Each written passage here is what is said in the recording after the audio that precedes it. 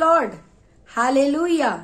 एक बार फिर से धन्यवाद देते हैं परमेश्वर पिता को आज के दिन के लिए, आज के समय के लिए कि परमेश्वर ने एक बार फिर से मुझे मौका दिया है कि मैं आपके बीच में एक कलाम लेके आई हूं। और जानते हैं आज बात करेंगे इस वचन में से सुनने सुनाने के बारे में कि इंसान कैसे दूसरों की बातों पर विश्वास करता है, उनकी बातों को सुनता है और यकीन कर लेता है। बाइबल में जिक्र है रोमियो 10 उसके 17 में, अतः विश्वास सुनने से। आज हम क्या सुन रहे हैं मायने रखता है।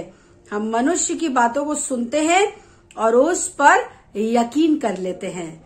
हो सकता है कि कोई हमें झूठी बातें पहुंचा रहा है, लेकिन फिर भी जहां हमारा नाम आता है हम तुरंत उन सब बातों पे विश्वास कर लेते हैं। हाँ, उसने कहा होगा, मैं मान सकती हूँ, मैं मान सकता हूँ, उसने जरूर इस बात को बोला होगा।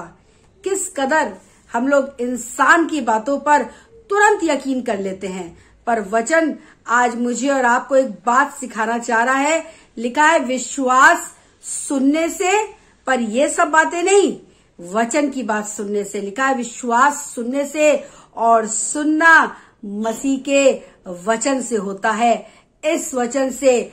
इसलिए आज परमेश्वर मुझे और आपको एक बात कहना चाह रहा है कि हम लोग इंसान की बातों को सुनकर उस पर यकीन कर लेते हैं, और जहां यकीन हो जाता है, और कई बार उस यकीन के कारण बहुत से लोगों में फूट पड़ जाती है, रिश्ते बिगड़ जाते हैं, चीजें खराब हो जाती हैं। आज खुदावंत का वचन चाहता है कि मैं और आप इस बात को सीखें। हमें किस पर विश्वास करना है? हमें हमारे जीवित परमेश्वर पर, उसके पुत्र यीशु पर विश्वास करना है, क्योंकि वचन भी आज हमें यही सिखा रहा है, विश्वास सुनने से, और सुनना मसीह के वचन से होता है।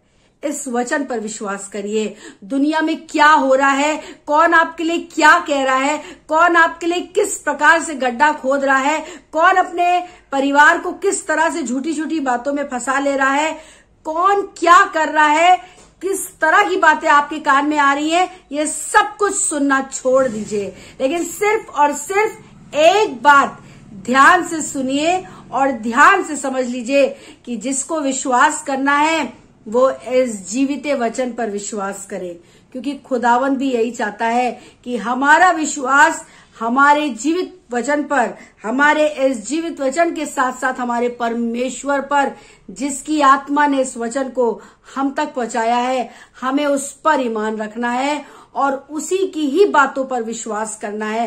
हो सकता है कि कोई इंसान आपकी बुराई करता भी है, पर आप उन सब बातों को मत सुनिए। अगर आपके कान में वो बात पहुंच भी गई है तो इग्नोर कर दीजिए, क्योंकि जीविता परमेश्वर आपके साथ है और उसका वायदा है कि वो आपको कभी नहीं छोड़ेगा, आपको कभी नहीं त्यागेगा। इसलिए हमारा भरोसा इस कलाम पर, इस वचन पर, जीवित परमेश्वर पर होना चाहिए और किसी भी बात पर नहीं, क्योंकि कलाम आज हमें यही सिखा रहा है। Praise the Lord.